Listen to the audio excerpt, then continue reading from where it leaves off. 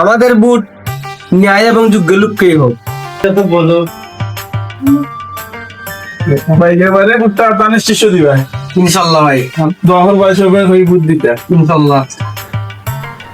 সালাম আলাইকুম ভাই, ভালো আছেন নি?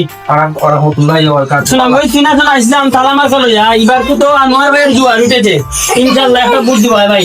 ওই ভাই আনোয়ার ভাই আমরা এলাকার মানুষ, ইনশাল্লাহ আমরা আনোয়ার ভাইরেও চাইলাম। দোয়া করবা ভাই, বুঝছেন নি? খালি দোয়া নাই, আমরা বুট দিও তাই লাগে দোয়া করবো, খালি তো দোয়া করলো হইতো না, বুট তো দেওয়া লাগবো না। নেই ধন্যবাদ, ইনশাল্লাহ এবার ফার্স্ট করবো তালাবাদটা। দোয়া করি ভাইয়া। ইনশাল্লাহ ইনশাল্লাহ। ধন্যবাদ। সালাম আলাইকুম ভাই। ইনশাল্লাহ ভাই, জামাত এবার আইছে, আমরাও চাইলাম জামাত পাস করতো। আর খালি দোয়া নাই, আমরা বুট দিও, তোমরা পাশে থাকবো।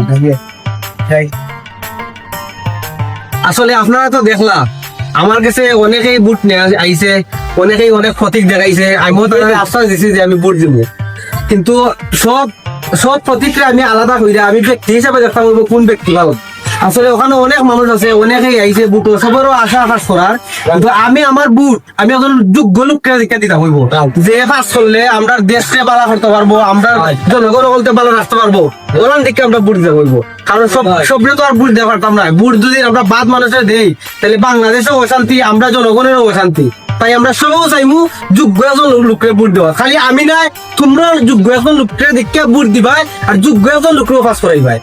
ধন্যবাদ সকলে। অলরাইট।